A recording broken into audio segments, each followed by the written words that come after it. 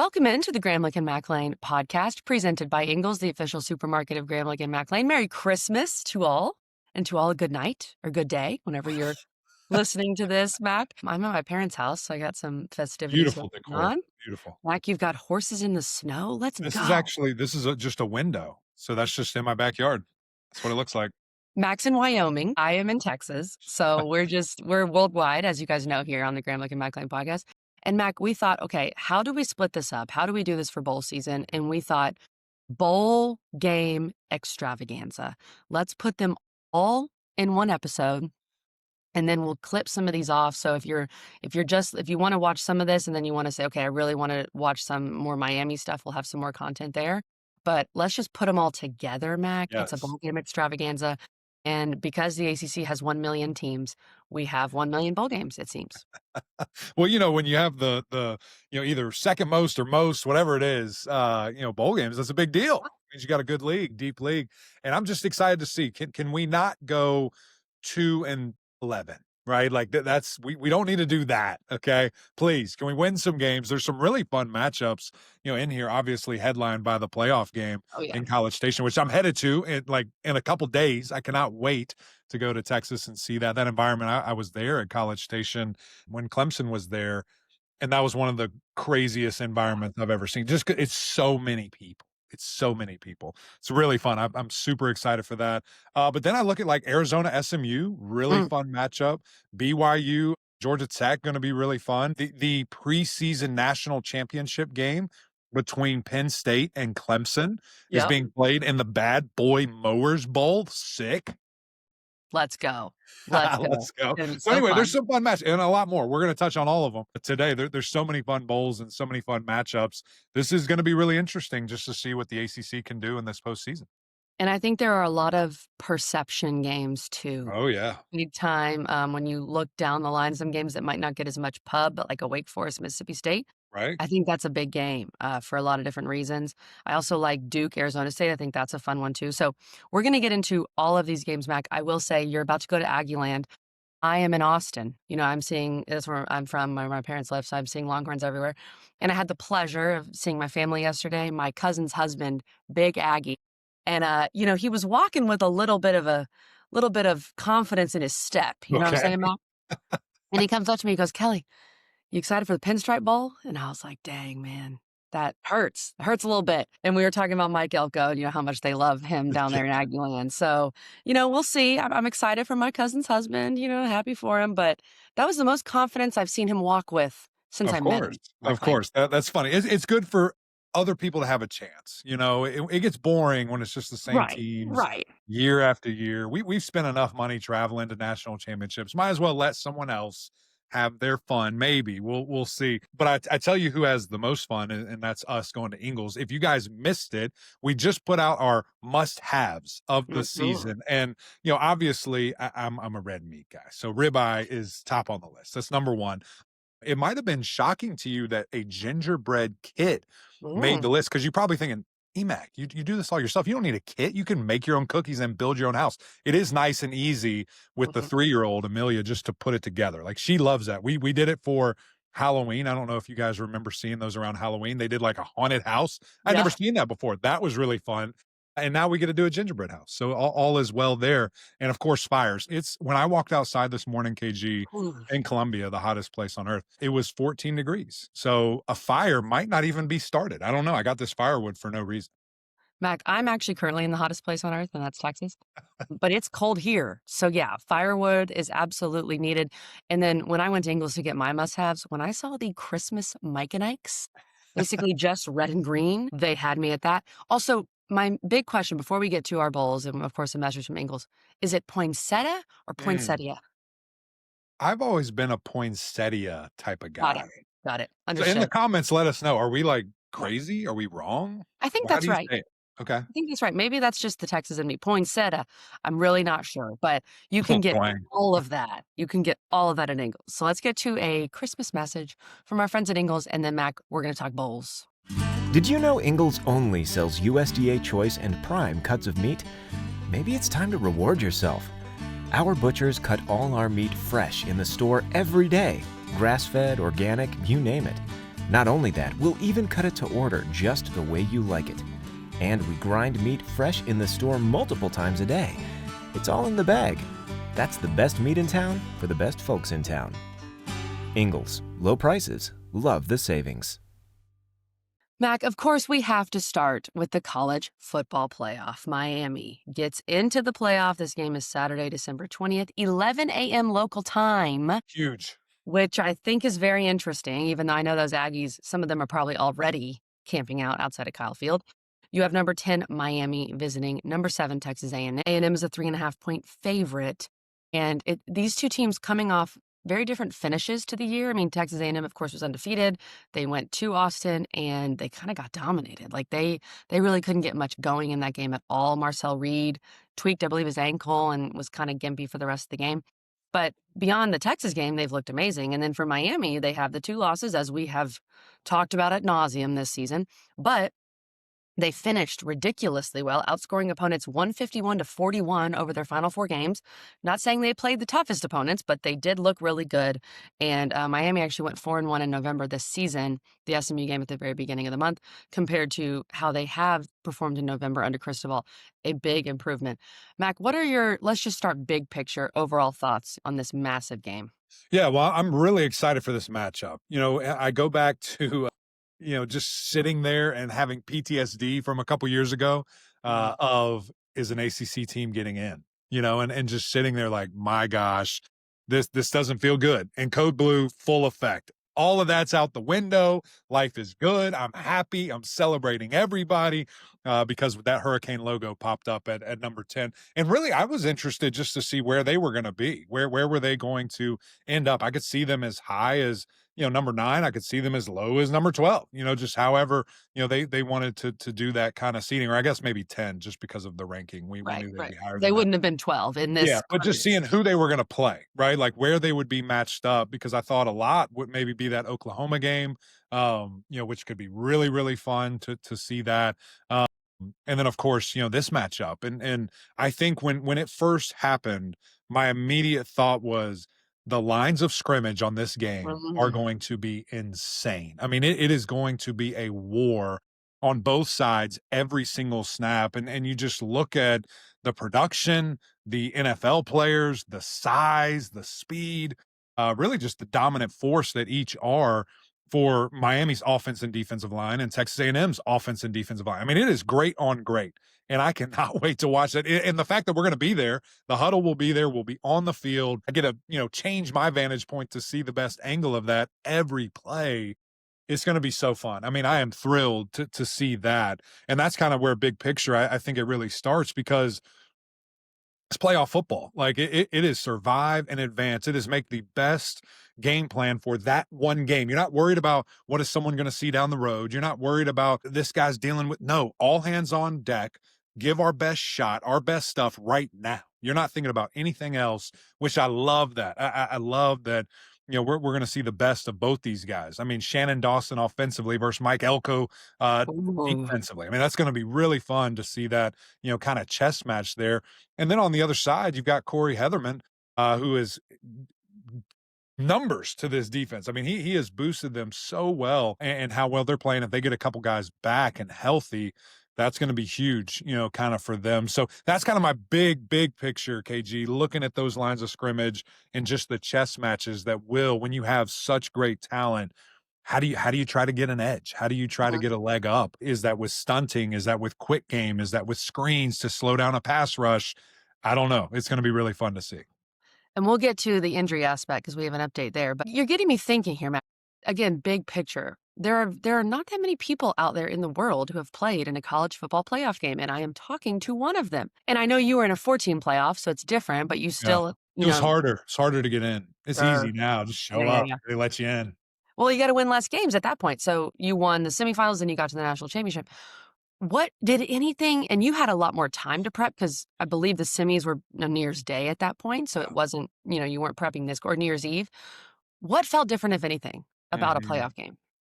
I think the magnitude of it, just understanding that this is a bigger deal. Now, I will say our coaches and Dabo, as y'all know, does such a great job of making every game the same and treating it like a bowl game and, things of that nature where you still did all the cool stuff. I don't think that does not take place here No. in these first rounds. I mean, this truly is just an away game for Miami. It's a Like, there's home not a game. lot of cool stuff to do in College No, Station. well, and maybe that respectfully, as you said. So, that's a little bit different, but just understanding that you're not done. Like you win this one, there's more to be played from just that mindset of let's go. This is a whole new season. So that's kind of how we looked at it. Again, then of course the next game being the national championship, a little different, for us. But you're just happy to be playing football. You're happy to be surviving and advancing, and ultimately your goal being right in front of you, winning the national championship.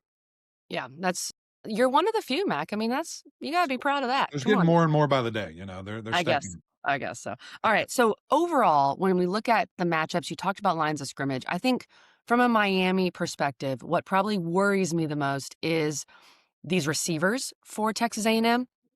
Casey Concepcion, I mean, we're all very familiar with him from his NC State days. Mario Craver has been electric for them. Bethel Roman has been emerging, and Marcel Reed can get the ball out to those guys. And then that brings us to the injury update. Keontae Scott, I thought he was out. And then Mario Mhm. Cristobal saying something like this, Mac, we're not sure. We're very hopeful. We know he's going to be back in the near future, expected in the near future. I cannot say exactly. He's trending in the right direction. So I don't know if that's just gamesmanship Right. or what. I mean, this is a guy with 4 to 4 tackles, 10 TFLs, 3 sacks, a pick. Like, he's electric.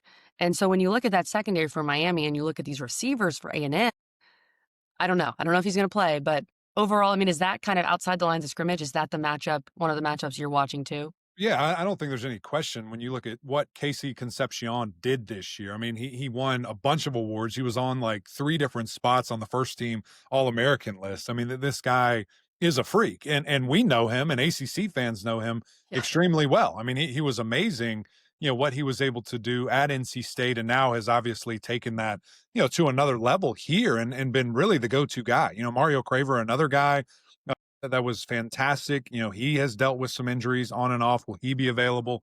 Will be interesting to see. But yeah, you better know where Concepcion is. I mean, he's very dynamic, and he's very similar to what they do with Tony. I mean, they'll line him up, they'll let him throw it, they'll let him run it. It's kind of a mirror image, if you will. And the good thing for Miami is they've seen that every day in practice. They know what a player that versatile can do, and he's a great returner, just like Tony is as well. So you need to know where 7 is. High alert, wherever that guy, like everybody pointing to him, at the end of the day is what you really want to see.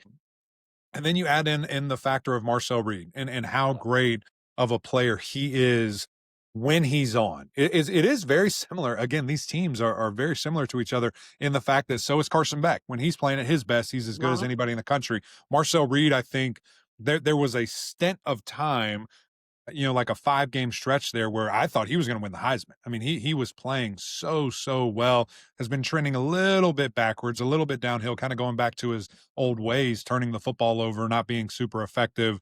I mean, obviously, wants all of that Texas game back and wants Oof. to, play better there. But he's dangerous with his legs, and this is a whole new season. I think that's another, kind of underrated thing about bowl season and a college football playoff is that last week ends and you're restarting. I mean, you are shutting everything down. It's a whole new season. And so if you mentally can get rid of that, Uh-huh. Marcel Reed, let's go to work. I mean, let's be that player, that we were for a little bit there. That should be his mindset and the things that he's thinking of course, all these guys around him. Reuben Owens is a fantastic back. He's a big back, a guy that just 6 foot, 215 pounds. Again, a kind of a mirror image of what Yeah. Miami has on the other side. It's really interesting how these guys are built and the way that they look. And listen, he wants that game back too. He got 14 something carries, like 30 yards Mhm. against Texas. So I think it is going to be just interesting how they do that and what challenges A&M wants to provide and present there. And again, a really good offensive line. They're going to have their hands full with this Miami defensive line. And I think the interesting thing, KG, when you have people out and about and in the media, before the game is played, disrespecting opponents and saying, about Ruben Bain. I Oh, think it yeah. was Trey Zunn, the offensive tackle there, just saying, we're not too worried about that. Like he's not going to affect the game. And I'm just wondering why. What? Why say Why? Give Why? him that. You know, as offensive linemen, we pride ourselves in being really smart and really complimentary of the other opponent and the other team. And then to give that guy that, I mean, he's a psychopath. You understand that, right? Like he writes F the other team in his notes. There's no notes. It just says that. Like that's all it says. And now your name's probably on there. You're target number one. And why you want to do that to yourself, I don't Good know. luck. And hey, maybe you'll be ready. But that's a different animal now. And I know you play in the SEC, but that guy's a top 5 pick. I mean, he is a freak. And he gave him extra motivation. I don't know if that was a smart play. Two things that made me think of. Number one, when Akeem Mesidor told us that Corey Heatherman had them being aggressive in everything, including their aggressive note taking, Right. Yes. which I feel like you're just etching in stone Yeah. Right. at that point. And then the other thing, too, is when the Florida staff said that the toughest D line they had seen. And of course, they have recently been fired, so that is unfortunate. But the toughest D line they'd seen in their tenure at Florida was the D line at Miami. So I think that matchup, in addition to when you look at the Miami secondary with their health and the A&M receivers, the A&M O-line and the Miami D-line, because the A&M O-line's only given up 12 sacks all season. Yeah. And obviously Marcel Reed is also mobile, so he helps with that. But that's a difference maker there. And if I'm A&M, it's interesting, Mac, because A&M, as a number 7 team in the country, they're going to do them. But if I was them, I would look at some aspects of the Louisville game plan Oh yeah. because obviously Louisville played in an SMU game. I think Miami beat themselves more. Right. Louisville, with how quickly they got the ball out using Chris Bell, I mean, you've got all the weapons. Like they basically neutralized the Miami D-line in that game, getting the ball Right. out quickly. So do you expect to see some of that from A&M? I know A&M's going to do them, but 100%. 100%. And I think that at the end of the day, again, the fact that this is a playoff game, you're doing any and every throw out what we do. What can we do better in this game? How can we attack you? It's, you know, certainly you're going to be who you are and do what got you to this point, but there's a lot of strategy in these games where you have so much lead in. Again, this staff on both sides watching this film, finding any weakness, 100%. I would have watched that 20 times by now if I was Texas A&M, that Louisville Miami game, and just trying to find what do we do that they do? How can we exploit similar things? And you know, one thing, as good as these receivers are, I mean, I don't think they're Chris Bell.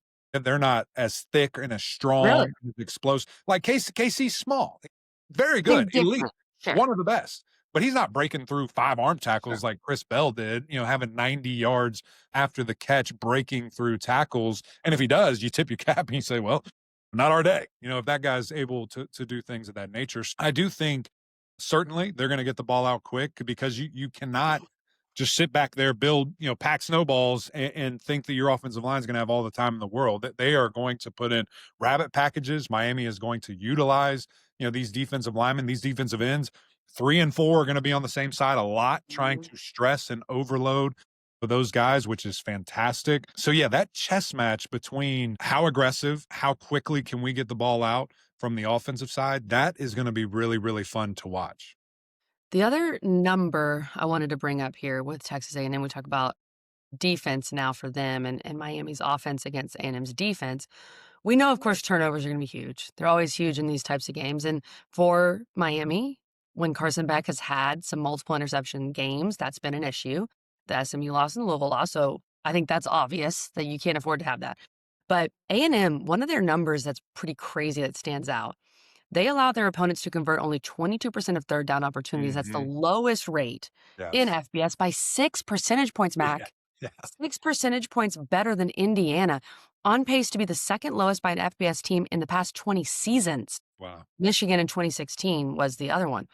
So that is pretty crazy, especially when you have the home crowd behind you, which they will in College Station. And we all know, Mac, like to be good on third down, you have to be good on first and second down. Like it's not Right. just third down. Come on, right? Well, that's super important. And Miami's got to be able to establish the run, whether that's Mark Fletcher or some of these other young guys that have been working. But that's huge, Mac, because I think we've talked a lot about this A&M offense, but the defense has also been really good.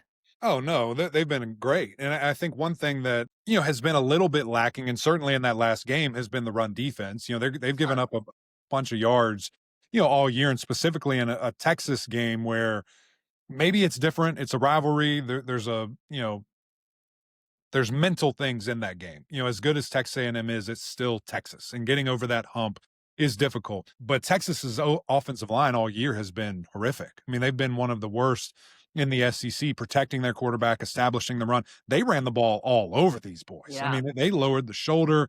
They were averaging 6.5 yards a carry.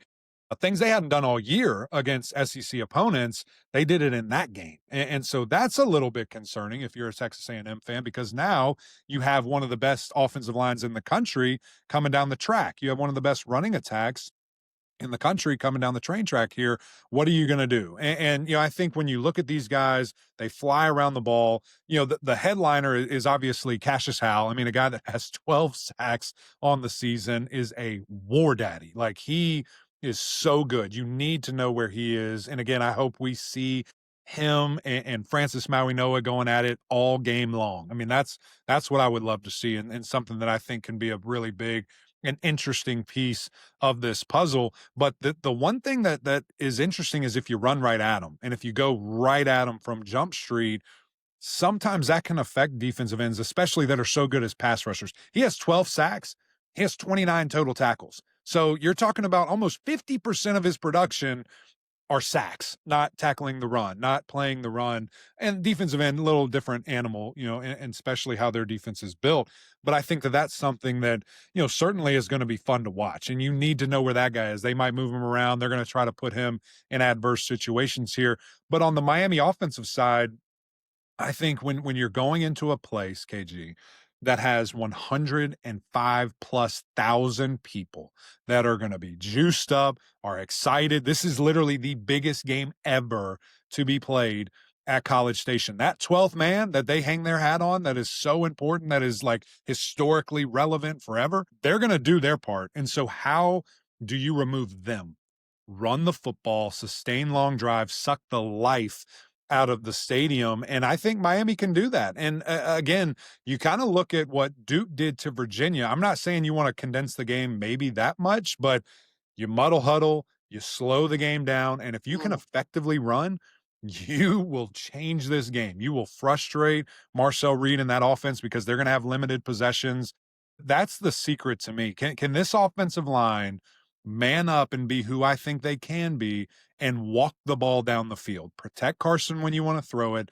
Get creative if you want to in the run and pass game with Tony, but line it up and run power. Line it up and run duo. Line it up and run counter. Inside, outside zone. I mean, stretch it out. Allow those cutback lanes to happen. I think that would be my mental space is we're going to flex our muscles. We see that you're in the SEC. That's great, but we're Miami, and this is what we do.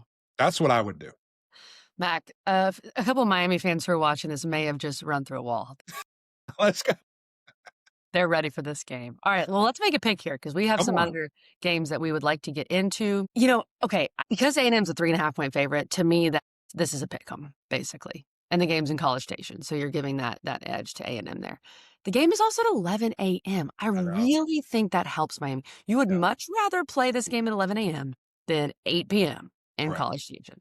I'm not saying that the crowd's still going to be fantastic, but it's just a different animal. I'm taking Miami here, Mac. I think Miami, with the momentum they have, how well they're playing, A&M still's got to kind of figure themselves out after that Texas loss. Hopefully for Miami, the crowd isn't that insane.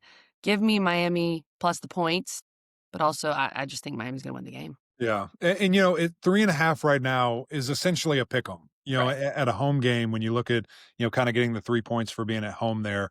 And I'm with you. I think these are two very good teams. I would not be surprised at all if either one of these two teams win the national championship. I think this is by far and away, the best matchup in the first round, the most exciting matchup in the first round. But there is a little bit of a feeling that Miami's going this way and Texas, not drastic. It's not like you're free falling in an elevator, but it feels like they aren't playing their best football right now, and Miami is. And so that matters in one-game matchups, in one-game seasons here.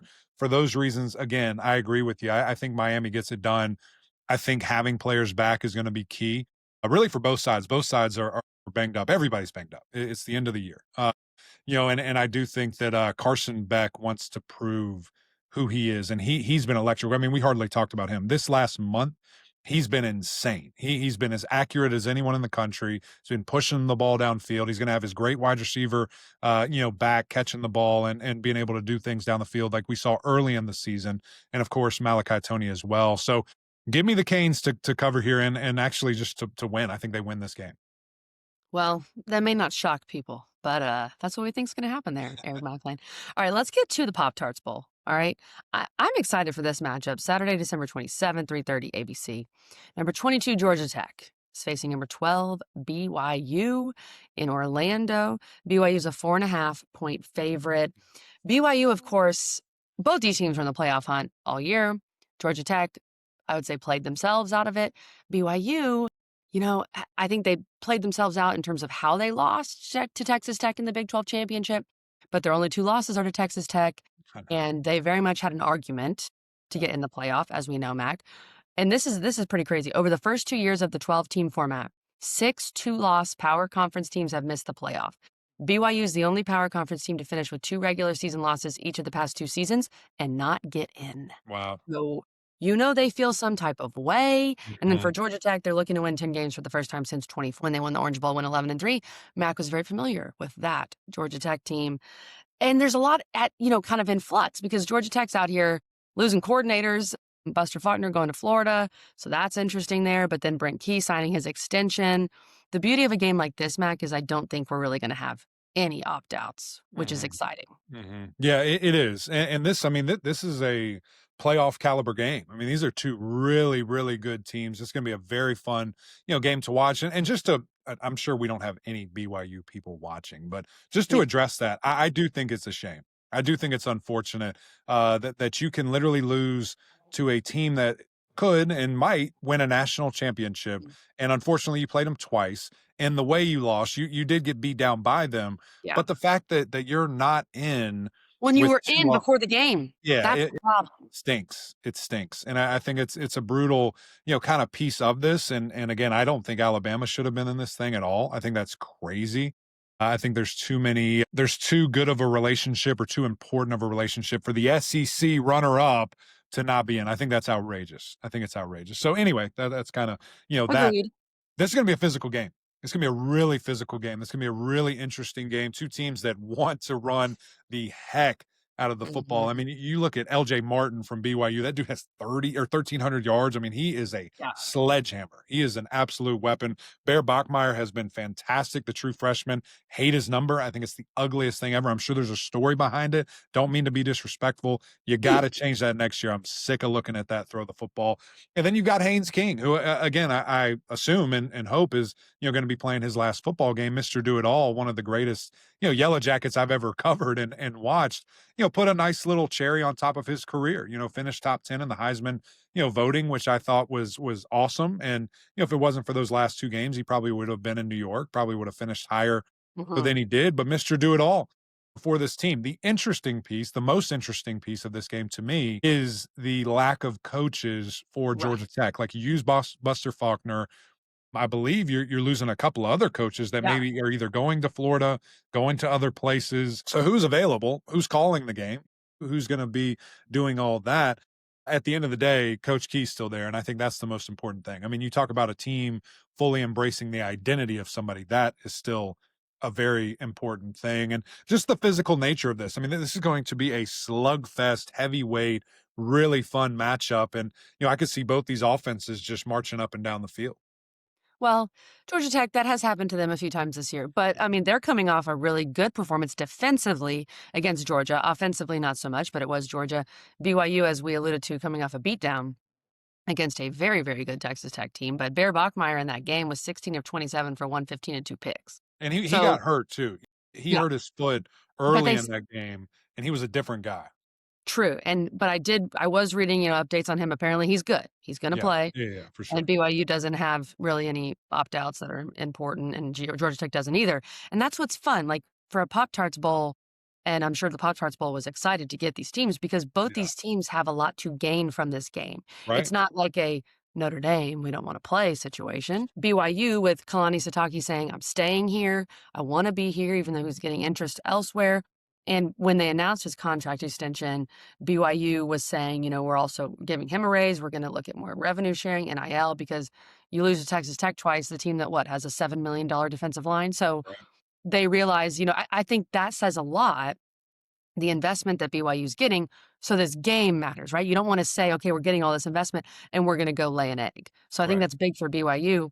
For Georgia Tech, same thing. They just invested in Brent Key, extended him.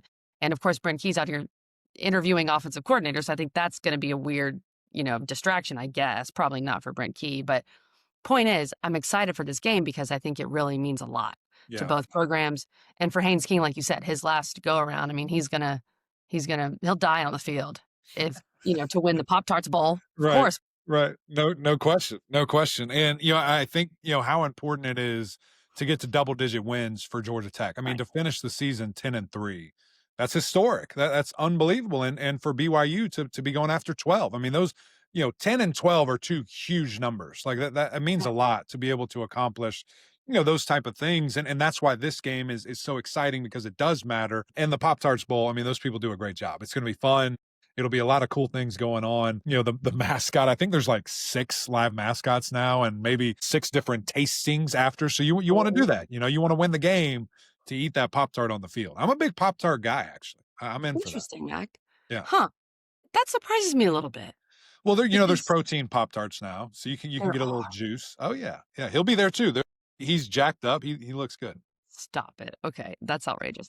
When we look at keys for this game, we talked about Georgia Tech's offense just struggling against Georgia. It is Georgia, but we also talked about Georgia's defense hadn't been great all season long. I know Georgia Tech run the ball, run the ball, run the ball. Haynes King do everything. They've had some injuries. They haven't, they've struggled a little bit down the stretch, but I still feel like this is an offense with some time to get healthier Mhm. that can look good in this game against BYU. And they're going to need it because, like you said, the way BYU runs the ball, you can't let BYU control the clock and control this game that way. 100%. I mean, that's what each team's going to want to do. So this might be a very fast game, if they're both running the ball effectively. I think the key for Georgia Tech is, how do you limit that? How can you really learn from the Georgia game where they could have ran it as much as they wanted, yet overall it just felt like your defense took a step forward. How can you harness that, use that in this type of game? Because BYU, if they can, and they will run the ball a ton too. Again, I mentioned LJ Martin, how good of a player he is, and Bear can use his legs to pick up things if he's healthy as well there. And then just offensively, be who you are. Do what you do. Kind of have a bad taste in your mouth right now the last couple of weeks to finish the season. How do you go out on a high note? How can Haynes King truly be that guy? And as I mentioned, one of the best to ever do it. It worries me, Mac. Let's just get real about this game. It worries me that Buster Faulkner is gone because As it should. he's been kind of the offensive genius Yeah. with Georgia Tech, and a lot of people were wanting him, going after him in this cycle. And Florida, I think, that's a good hire for them. So that concerns me a lot. And Yeah. then Georgia Tech, just the offense not looking great, even with Faulkner against Georgia. And BYU, my first thought when I saw this game was, oh, Georgia Tech's going to be more motivated. But I don't think that's right anymore. I think BYU Mhm. wants to prove a point Yeah. with this game and continue their momentum going into next season, with Bachmeier being such a young player and the investment they're getting. I hate to do it, Mac, but I think BYU's going to win this game. I think BYU's going to cover the 4.5. Yeah, I agree with you. I think that there's some interesting things stacking up against the Yellow Jackets. Just again with those coaching things. What does it look like now? The interesting thing about all of this, KG, is I dealt with this situation in 2014 where Chad Morris got hired and was going to SMU to be their head coach, and we had first time play callers in this game. We scored 40 points. We lit it up the scoreboard. So there is something to a fresh start, fresh eyes, just talking to your quick Haynes, what do you like? It's not about the system. It's not about what I do. Haynes, what do you want to run? And listen, he's old enough to just let him call it. Let him call the whole game in the helmet on the field. Tom Brady, Peyton Manning, let's go. This is what I see. This is what I'm rolling with. Tell me I what love coverage you see up top, and then let's go to work. Why not? Grandpa Haynes can handle that. He can do that. But you're right. There's something to it. I am interested. I will not be surprised if Georgia Tech wins this game. But it. I think there's a little bit more, like you said, for BYU. I think they might get it done. Well, and Haynes King wants to be a coach, right? So here you go, bud. Good audition. Maybe There you go. internal hire, quarterback to coordinator. Have Wow. we ever seen that? I don't know. Not that quickly, right? Well, and there is the whole Aaron Philo of it all, right? And we're gonna Haynes King's gonna play, like, I get that. There's no reason he shouldn't. He deserves to have this chance to finish his career. But I think we agree there, Mac, and I'm gonna use that to transition to our Pinstripe Bowl. Because, it's interesting, like, this is Saturday, December 27th. Clemson, Penn State, the national championship, Mac. Woo! Of baseball stadium games. Clemson 7-5, Penn State 6-6. Just crazy. And, it's so weird. It's like, obviously, Cade Clement is going to play. And I think he too deserves a chance to finish out his career and get a final win, get Clemson to 8 wins, which would be big considering the start. But is there part of you that would want to see Vizina just run out there in this game or no? No. Nope. No? I love Vizina. I love him. I think he's a great player. I think he's a great man. But yeah, it's Cade's rodeo. That's fair. And he's earned He's this. earned He's it. earned the Pinstripe Bowl. Take He's earned that and have that last game and put a nice little cherry on top. And listen, I have been super critical, obviously, of Clemson all year, and deservedly so. I mean, this is a team that just didn't do anything You have close not held to what back. yeah, what they were supposed to, and same thing with the quarterback position. But at the end of the day, he has been a great representative of Clemson University. He has done Agreed. what you've asked. Never has gotten in trouble. Never in the spotlight for anything bad. Has been a good player. I mean, you statistically look and 2 see. league titles. Yeah, I mean, what he's done. I mean, it's just there's a different air. There's a different level of expectation when you're the quarterback for Clemson. That's hard to live up to. We haven't seen guys do it since Trevor left, to the level that Clemson expects. And so just one more shot of him. And again, what a big game this is. It's a massive game. 2 brands. I mean, the head of the bowl came out and said, this is the best game we've ever had. These are the 2 best brands we've ever had You in this think? game. And Dabo Swinney's excited about it. Like, he's elated to be going to New York City on Christmas to play this game. And, he loves it. He loves Yeah. fall. He loves weird things. I think he likes the Yankees. So that he's all in. He's all in for that. And it's going to be weird. It's going to be an interesting game. From a talent perspective, I mean, you look at 2 of the most talented teams in college football that just couldn't do it this year, just for whatever weird reason. You look at LSU, you look at Penn State, you look at Clemson, 2 teams that fell flat on their face, or 3 teams, excuse me, that fell flat on their face, 2 of them playing each other. And the fact that Clemson played both of those teams, 3 teams that we thought were going to be national champions, it's so bizarre. So a nice opportunity for Clemson to finish 8-5. I mean, you're talking about the worst season we thought at one point that Dabo's ever had, and he's going to finish 8-5. That's Possibly. crazy to think about. But one thing that I do not want to get lost in that is there's a lot of work to be done. Like, there's a lot of change. There's a lot of adjustments. And who knows what we see? I mean, I kind of thought we would see some of that by now, but this relatively meaningless bowl game has taken precedence of a lot of that. And so January 1, what does Clemson look like is going to be really interesting to see. There's also, just from going back to the field real quick, I don't know who's going to play in this game from a defensive perspective. I don't expect any of those draft picks. And it is so funny, KG. I think back to that Orange Bowl a couple of years ago where Clemson had their first ever opt out. And we were just like, oh my gosh, this was never going to happen to Clemson. Like, what is going on? This is crazy. To now a game where, like, I don't want those guys to play. I don't want them to hurt their draft stock and get injured, risk injury. Thank you for everything you've done. Go be first round picks. Like, go. That's the next step. You want to take the trip? Great. We'll pay your way, have you on the sidelines, see the guys, go to New York. That'd be great. I do not want you to play in this game. I don't. And that's such a weird mind shift from where I was back in 2016 when this first happened in college athletics, and Leonard Fournette and Christian McCaffrey opt out of their games to where I was mentally, fresh off of playing. So it's a weird world. Again, I don't expect any of those guys to play. I don't think Antonio Williams plays. Who knows? Who knows what this looks like? And then who knows what's next for Clemson? Well, and you're right. I mean, so much has changed. So now we're like, oh, we get it. Like, don't even bother. I mean, we have whole teams opting out of bowl games. I know. It's crazy. We have the program that they think they invented football opting out of bowl season. So it's just a whole different world. But yeah, you mentioned Dabo Swinney's all in, but there's a lot of players not playing. Will Helt at this point is presumably the only D-line starter who will play. Awesome. And he is confirmed coming back to Clemson. Oh, he is? Oh, good. That's breaking news to me. Being that reported by our dear friend Larry Williams over at Tiger Illustrated. So Larry. that's big. That's huge. From a Penn State perspective, Mac, they have some big opt-outs. Zane Durant, he's opting out. Zakee Wheatley, he's opting out. So it's just, you're going to see a lot of young guys with opportunities. Of course, Drew Aller's hurt. So you've got Grunkemeyer in there. And, Penn State had one of the weirdest seasons ever, Mac. Like, you think Clemson had a weird season. Oh, no. Penn State, James Franklin gets fired, of course. They win their first 3. They lose to UCLA, they get fired. They lose, or they lose to Oregon, then UCLA. They lose 6 in a row. Then they win their last 3 to get to a bowl game. They beat Michigan State, Nebraska, Rutgers, so not exactly great, but they also played Indiana really close. Right, should have won. Almost beat Indiana. Yeah. So this is we think Clemson season's weird. I think Penn State had arguably the weirdest season of all time. 100%. And, from an ACC perspective, they have my guy, Trevor Pena. God, so mad he left Syracuse. He's their leading receiver. And then Katron Allen is a freakazoid. I mean, he has 567 yards over the last 3 games, Mac, running the football. So when you look at all these D-line guys that are opting out, plus some of the secondary guys, too, for Clemson, if I'm Penn State, I'm just saying, Katron Allen and also some Singleton, too, right? Here's the ball. That's all we're doing. Make Clemson stop the run because no one's been able to stop Katron Allen. No, that's what I would do if I was them. I would test all of that. Wade Woodaz is going to be out. He had surgery. I saw him in a sling in an interview or whatever.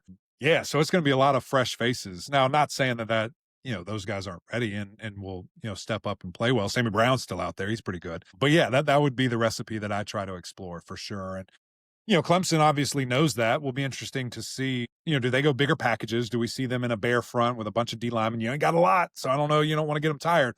But do you try to get creative, with how you present that, things that you want to show, and just, a decent snapshot. Like you said, there's going to be a lot of younger guys that maybe haven't had quite the opportunity all season that get out there. And again, I think that Adam Randall will play. I don't know why he wouldn't. But I want to see Gideon Davidson get a nice shake, get more of the offense. What does that look like? What does the offense look like? There's a lot of question marks, I think. And with no Antonio Williams, because he's such a secure, assuming he won't play, he shouldn't.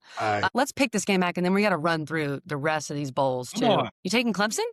Yeah, of course. Listen, I think I am too. Picking them, but I think I think they're the better team. I think that's obvious. It's just going to be about execution. Who has more guys ready to play and wants to kind of get going. But it's going to be interesting. What's the line? 4.5? Yeah, give me the Tigers. I remember. I think it was after the Duke loss. You said we're looking at possibly 8-win Clemson, and I was like, wait, what? I had to go look at the schedule, and now we're possibly looking at that. Here we are. It's all part of Code Blue. Code Blue never dies. It's all a part of it.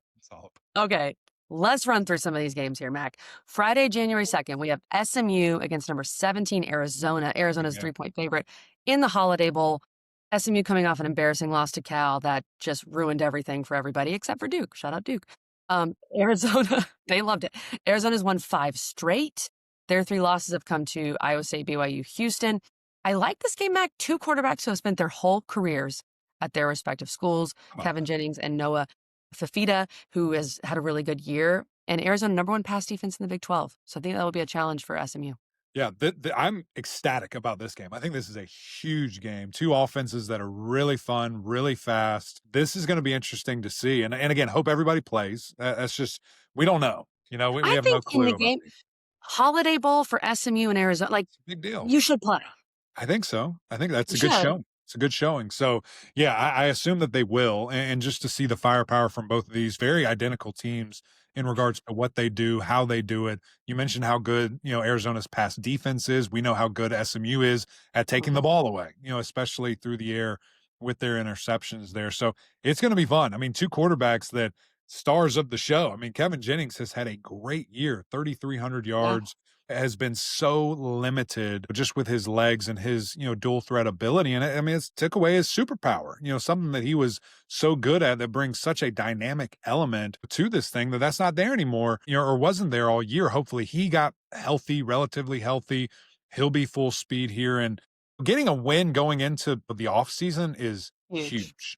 It is so much momentum, excitement that you just get to carry with you. And again, getting a win over a ranked opponent in Arizona would be massive. And again, you talk about perception games. This is absolutely one of those. that you have to go out and win. You have to go out and get it done. Can SMU run the football effectively? I mean, that's something that's been on and off all year. There's sometimes they look great. There's some games they look like they don't know what the heck they're doing, trying to run the football. And then just defense. Can they flush that Cal game, which was Mm. obviously such a disappointment, and just you just got to win. Just do your job and win, and it's a whole different set of circumstances right now. But how can you kind of prove that? How can this be your last hurrah, your lasting memory, of this SMU team? And it's going to be fascinating. Little SMU note, not related to this game at all. Dabo Sweeney joined us on the huddle, like did the whole show. It was Yeah. really fun. He did a great job. He has now opened a window where head coaches want to come on the huddle. Rhett Lashley is going to be an analyst on the huddle while we were at the college football playoff game. So he's going to be hanging out with Amazing. us as an extra analyst, and I can't wait. It's going to be super fun. So, coach, if you're watching this, buckle up, rookie. You're going to be carrying everybody's bags. All right, let's go. Red is really good. He's so good when he's with us. So I think he's going to be fantastic. And that's an easy Amazing. drive down there. That's Well, right. just I'm kidding. sure It's someone will SMU. help him out. Maybe Bill, SMU. someone's going to get him there, He'll be a Maybe PJ. pick me up along the way, all right? I gotta fly to freaking Houston to get to College Station. Unreal. Yeah, that's how it goes, Mac.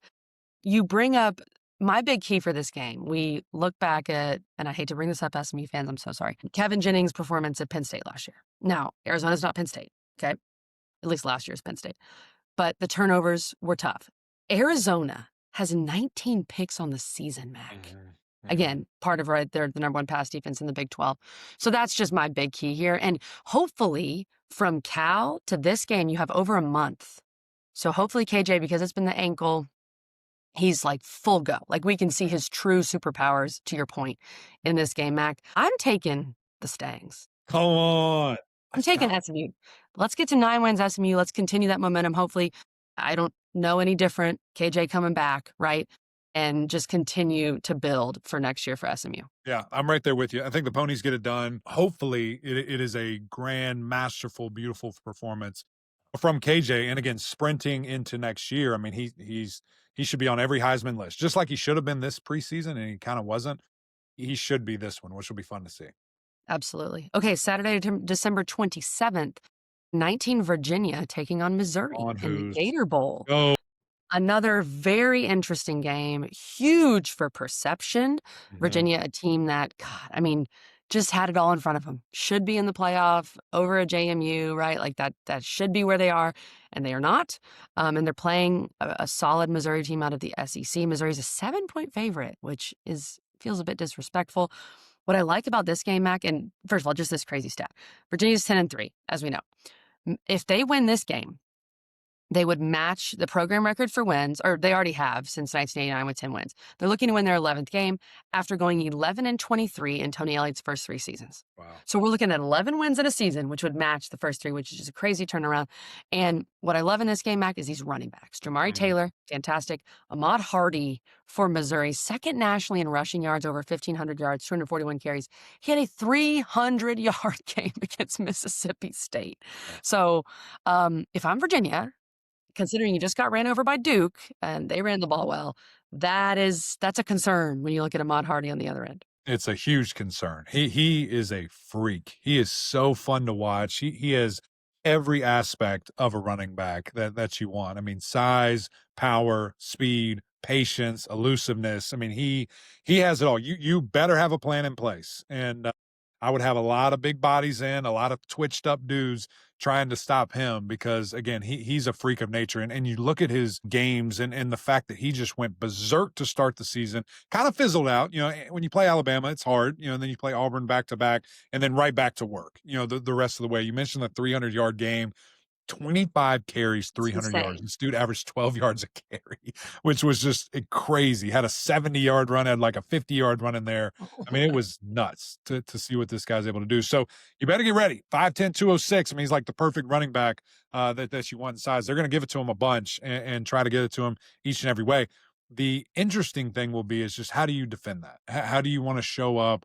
What kind of things, do you try to do there, just to keep him, in the box, because he's only played 2 seasons. It's not like he's opting out going to the league. Like he's there. Now, does he play and is he full go? I don't know. We'll see. But that's an interesting thing because it will be a very similar game plan as you just saw from Duke? I mean, you're going Yeah. to see the exact same type of thing. How can you recover defensively and kind of get back to what you want to do there? Gator Bowl is a huge deal. It's a huge opportunity. It's a really good bowl game. You think historically of the great games that this is one of them. This is one of those Sure. bowls. And then for Chandler Morris, like just to your last play of your college career not to be a pick. Like you get another chance now to go back out there against a really good opponent with a very good defense. Missouri's defense is elite, and finish on a high note. That's what you're facing down. And you mentioned that 11-win season, so really big deal before Virginia, and excited to see how they can close. Missouri at number 10 nationally in total defense, to Yeah, your they're point. good. So, yeah. They're really good. And I love that you brought up Chandler Morris because I think Virginia has the edge at quarterback here. I think that's very fair to say. Now, for Virginia, and we talked about it times when we've interviewed Chandler Morris, interviewed Tony Elliott, he's tried to do too much. Maybe you saw some of that against Duke. We also said this before the Duke-Virginia ACC championship. That's a tough spot for Virginia because Duke has nothing to lose. Right. Like playing with pure house money, and that showed. Virginia, I thought, played tight that whole game until maybe the very end, and that beautiful drive they had to tie it up. Yeah. But it just felt like they realized the moment, and they had a lot to lose, and they did. So I'm hoping for Virginia's sake that they can go into this game. They're an underdog, 7-point underdog. And yes, they already have 10 wins trying to get to the 11th, but can they play free, Mac? Go play free. Go play like you have throughout this season. And this would be, of course, huge to get to 11 wins. It'd be historic for Virginia. This is already a here. Yeah. But can we see that version of Virginia? I hope we can. That's what I'm interested to see, and I think there's nothing on the line. This is just a celebration. This is a reward for how good of a season. This is a big bowl. A lot of fun things will happen, the events and things of that nature. Probably some great gifts. So go out and play free. Just play ball. This is the last time this team will ever play together. So let's make it happen and get it done. With that said, I think Missouri's really good. I think Missouri gets this win. Do you think they cover the 7? I would like to, but I just don't know. After seeing what Duke did to them, this is a way better offensive attack and a way better defense. I don't know. Yeah. I tend to agree. I think Missouri wins the game. That is a lot of points, but I don't know. That Duke game was troubling to watch, to say the least. Mac, best bowl gift you ever got? Best bowl gift, it's always the sweets. So when you play in like really big games, which is all I played in, which was great, you get to go to these gift suites and you have like 9 points that you have, and then there's like different tables. So there's like a massage chair, that's probably 8 points. There's game systems, TVs, jewelry, all for gift cards, games, all kinds of stuff, swag, watches. If you get a gift suite, that's balling. And listen, that was back when it was just little old poor college kids. Right. You had no money. These kids now, it's probably like, all right, give it to somebody else. I don't know. Maybe they're thankful. Hopefully they are. If you get the massage chair, do they ship it home for you? Oh, yeah. Okay, And then it sits in the equipment room and you never come and pick it up. And then they just leave it in there and they use it. And it's their office chairs. Good for Shout them. out to some of my old teammates. I'm happy for those guys. Rollback just dropped their licensed game day collection. Polos, hoodies, Q-zips, custom designed for your school. On game days, we wear Rollback, period. Okay, Mac, let's get to our next game here. Friday, December 19th, coming up quick. NC State and Memphis in the Gasparilla Bowl. NC State looking to win 8 games as well. They're a 5.5-point favorite. They're coming off a domination over North Carolina. That's what they tend to do these days. Memphis has lost 3 straight to Tulane, ECU, and Navy, and they also lost their coach to Arkansas, a team that they did beat earlier in the season, and they beat South Florida. So that's just a weird spot for Memphis, right? You've lost your coach, and you're not quite sure how this team's going to look, and they're coming off 3 straight losses. To me, Mac, this is a game NC State absolutely needs to win. Like from a program standpoint, from a perception standpoint, I don't think Dave Doran's job isn't on the line. It's not really how it is right now with NC State, but this is a big game for them. Yeah, no, I don't have any doubt about that. And it's funny, I forgot that Memphis beat Arkansas. That's so funny. Now that's your head coach. Your coach. Congrats. Own you boys already. It's great. It's great. This is a very similar, eerie, weird vibe as game 1 for NC State when they played ECU. Yeah. You got to get it done. You have to get it done. Or last year's bowl game. Which was ECU, an American Conference. That's just, NC State's going to have a great 7-win season and then play an American team in the bowl game. That's just what they do. Might have been the Yeah. same game. I don't remember where they played last year. So, yeah, perception-wise, you got to get this done to get the 8 wins. It's important, and it's a great number. It's a solid season. I think there is some disappointment, just all the weapons and what this team could have, should have been from NC State. And we'll dive into that with some other folks later in the year here, probably in January. But again, it's the last time that you get to go as a team. This is a good Memphis team, great offense, really versatile, attack at the quarterback position. A guy that, in Lewis, Brandon Lewis there, that he creates issues. He's a great runner. He can really extend the pocket. He's going to be a handful. And this defense, that has looked better these last couple of weeks against Florida State and obviously against North Carolina, has to continue to build on that. I think of a guy like Caden Fordham, one of his kind of last hurrahs, if you will. How can you put that, kind of final stamp, on what you've done at NC State? It's going to be a big deal. And Memphis seems to be trending down a little bit. NC State trending up, I guess. And of course, if Memphis still had Silverfield, I'd feel a little different. But I think NC State's going to win this game. I think they have to, Mac. Like, come on. You have to win it. Have to. And, are they good in those situations? I don't know. You have to. But I am rocking with the Wolfpack. I mean, you've got to get this done. You cannot lose this game. I did not enjoy CJ Bailey's cryptic quote about, like, I'm going to go home and spend time with my family and figure out what's next. I didn't love that, but it's the world we live in. Problem for a different day, Mac. Okay, let's get to the Sun Bowl. Wednesday, December 1st, a New Year's Eve game. Duke taking on Arizona State. Both of these are 8-win teams. Duke is a 1.5-point favorite. To me, Duke, look, Mac, one of the hottest teams in the country. Like, they're playing good football, coming off the Wake win, coming off the Virginia win. They have so much to play for. They're so excited to be at this game, I'm sure. Looking at a 9th win. What, you don't think so? Hey, you won the ACC championship. What's your reward? The frickin' Sun Bowl. You got to go to El Paso, Texas. Congrats. But Mac, congrats on winning that. Hold on. See, I think differently. Going into the Wake game end of the year, if you lose that game, then you're looking at the Sun Bowl. Is the Sun Bowl better than the Pinstripe Bowl? I don't know. I need to look at the tiers. It is. Trust me, it is. Because the Sun Bowl I think the Sun Bowl was wanting to get Clemson, but then once Duke won, that shifted everything, because to get the ACC champion is more prestigious than little old Clemson, Mac. For sure. Have so much fun. I think Duke's excited to be here. Arizona State, maybe not. So. I might have opted out of a bowl game. If you had to go to El Paso. I was going to El Paso. You're probably losing money. You're probably losing money by going to El Paso. Like, seriously. All the travel, all the parents travel.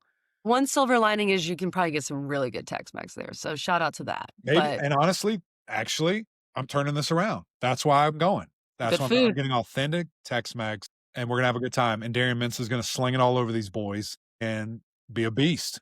You're right. I'm back in. I'm back in. But I do hate that the ACC champion is playing in the Sun Bowl. It is so lame. So lame. Well, it all went awry a little bit there. Mac, the other fun fact here from an ACC perspective, you know who's going to start a quarterback for Arizona State, right?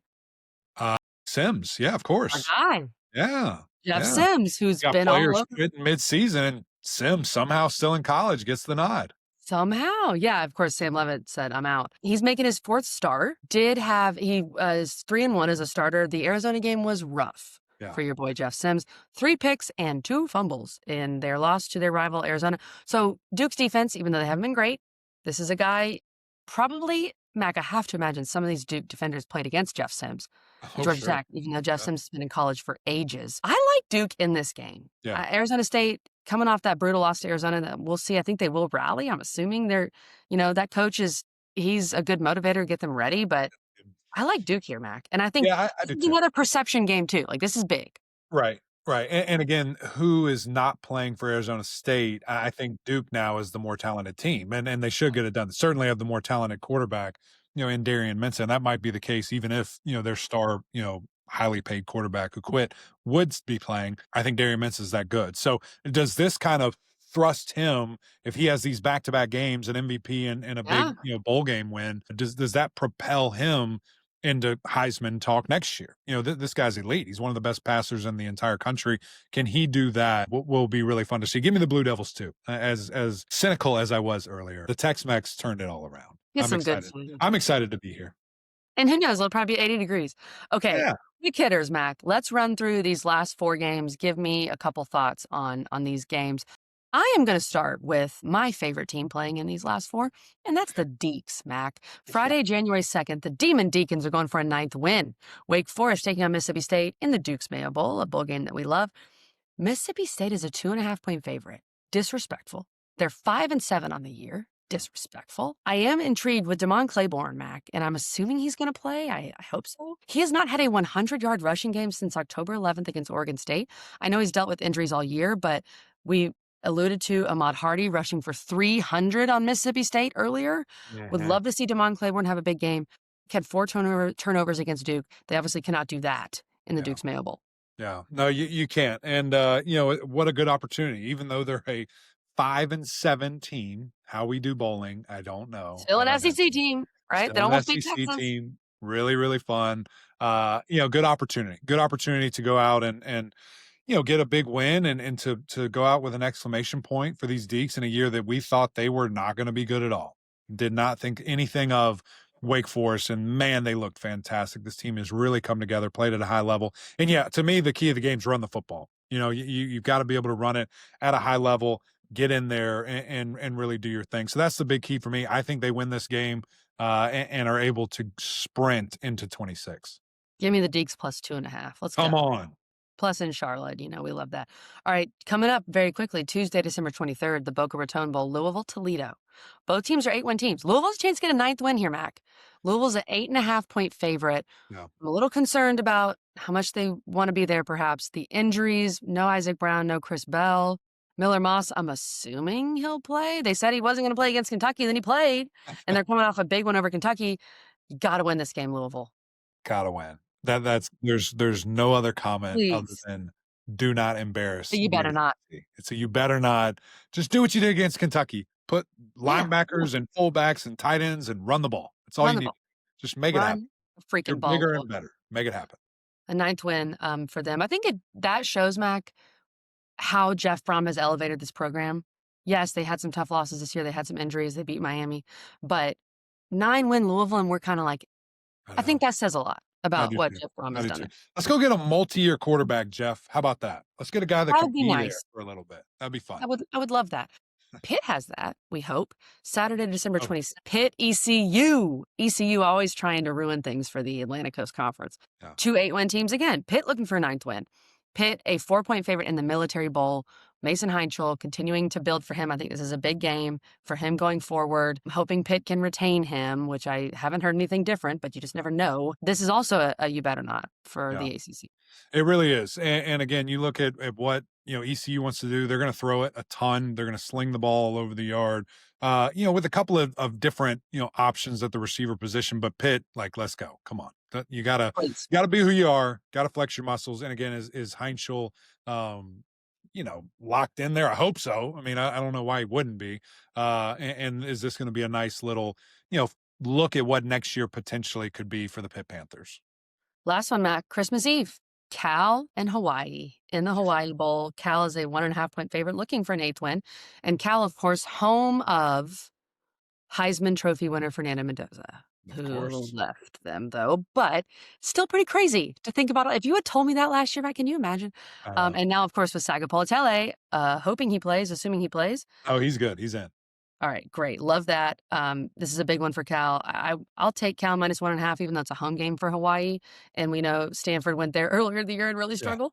But come on, Bears. Let's go. Yeah. Home game for Sagapolutele, too. Good marketing. Yeah, that's good cool. grab there. He should have a lot of folks in the stands. Absolutely. And new coach, coming in and wanting to put on a good look there. So give me the Bears to make it happen there. We will see. But that's it for the We did it. A lot of games. Somehow we managed to do it in an hour and 7 minutes. So appreciate you guys tuning in. Again, we will have more content coming. We're kind of chop this episode up and tag on some interviews on the back of that to give you a different perspective with those as well. So be on the lookout. We'll be posting those in proximity to their game. So look a little closer to kickoff. Those will be coming. But we appreciate you guys. Merry Christmas. We hope you have an awesome holiday season, and we will see you again very shortly. We appreciate y'all. Until next time, we'll see y'all.